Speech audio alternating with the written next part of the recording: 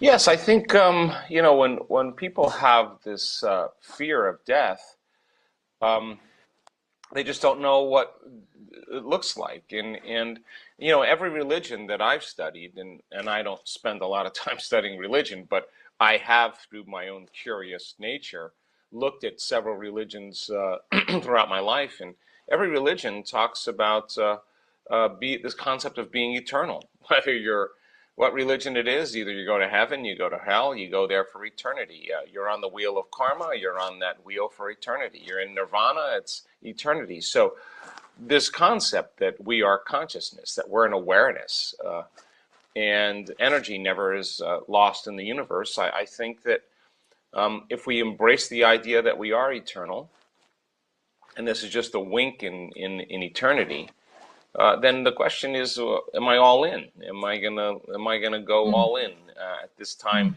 in history? And this is a time in history, by the way, where we have all the practice that we have done in our own work, inner work, all of the knowledge we've learned, all the meditations, all the transformations, all the inquiries, all the pushing ourselves past our limits, all the training and practice of heart coherence, brain coherence, is for times like these. These are the times where it matters the most. This is now you have tools to self-regulate. You have tools. So changing your relationship with the understanding of death. Death is not a failure or the end. It's just a transition. So I just feel like when we confront that and we have a good conversation about it, and we really find the answers about it, I think we're more prone to be less fearful uh, uh, in mhm, our lives, and I think that's important. I mean, what's for some people, what's more relevant for them is the things that are in front of them. I mean, if you're facing a financial challenge and you've lost your job and you have a loved one that it has been affected, these circumstances put us into a state of fear and a state of survival and a state of stress.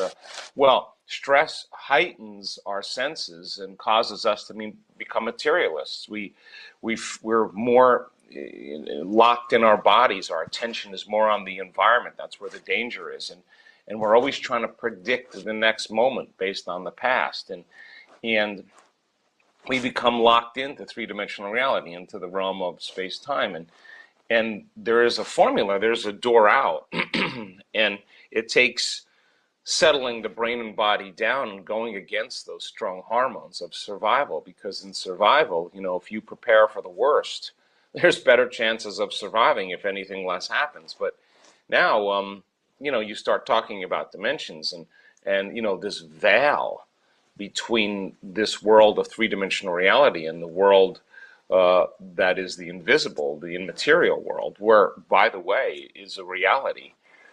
Um, People are more open to it. The conversations that I just had with a scientist yesterday, who's a prominent researcher and scientist, is asking those same questions because um, we're not going to find them in just one area of science. It's going to take a greater understanding. So, yeah, we are dimensional beings living dimensional lives, and when the doors of dimension open to us, and we're privileged to see that, I think we begin to become less attached to this reality, and we don't have to die to have those experiences. mm, In fact, there are latent systems in the brain that, once activated, cause you to get a glimpse of the unknown self, the part of you that you're unaware of, that is way bigger than what meets the eye. It's a technique, it's a formula, it's just if you practice it. I mean, we're always receiving information in our three-dimensional reality through our senses, and it's our thinking brain, our neocortex, that plugs us into three-dimensional reality. That's where we store memories. That's where we have experiences. That's where we learn information. This is the toolbox of how we navigate in three-dimensional reality. And so when the brain is in trance, when the brain has slowed its frequency of brain waves down, when we get beyond the analytical mind, we're more suggestible to information. And suggestibility is your ability to accept, believe, and surrender to information without analyzing it. And that's what programs us subconsciously. That's what begins to program the autonomic nervous system to begin to make a pharmacy of chemicals to match what our intention is. But we can't do it in certain brainwave patterns. We can't do it in stress and survival. And yet, when we learn how to slow down the thinking brain and begin to self-regulate and slow our brainwaves down, and our eyes are closed in a meditation, and we're not getting up and eating and smelling and tasting and feeling it, and music is filling the space of the environment around us, our inner world starts becoming more real than the outer world. And as our brainwaves slow down and we can allow our body to feel safe enough to rest almost in a light sleep and keep our mind awake, there's a door. And that door then, by shutting down the neocortex, you're shutting down the memory bank of the known self, and you're losing track of your three-dimensional reality. You're losing track of space and time. Well, now you're still suggestible to information, but the information is not coming through your senses. The information is coming from frequency, because all frequency carries information.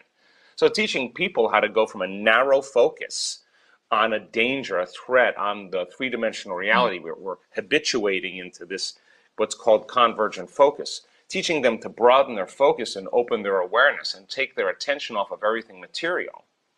When they do that properly, that vacuum, that place where there's nothing physical or material, is where frequency exists. And so the fundamental question is, how much of your waking day do you put your attention on the material world, on matter, and how much of your waking day do you put your attention on energy or frequency?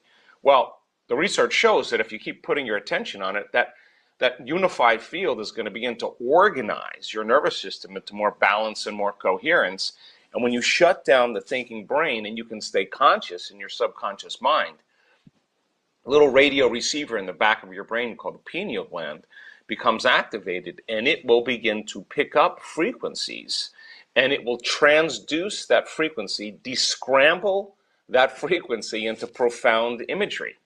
And the imagery that you experience causes you to become more conscious in that moment. In other words, you're having a full-on sensory experience without your senses, and the information that your brain is processing tends to be more real than the three-dimensional reality you live in. You're at a greater level of awareness, a greater level of consciousness, and you get a hint about who you are when you're not your personality or identity. And religions and cultures talk about this transcendental moment for thousands of years, and that's the moment there's an arousal in the nervous system.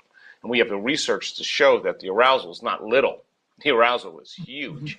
And the arousal isn't creating fear or aggression or anger or pain that we normally feel when we're in stress and survival. That arousal puts the brain into what's called a high beta brainwave pattern. The arousal we're seeing is a gamma brainwave pattern that is so coherent, that is so organized, that is so amplified, that the only way we could describe what the person is experiencing, and they will use these words, they were in ecstasy, they were in bliss, they felt connected, they felt pure love, and they felt it in every single cell of their body. That experience inwardly is reorganizing circuitry in the brain, and it's sending a signal to the body, but it's not chemical, it's electrical.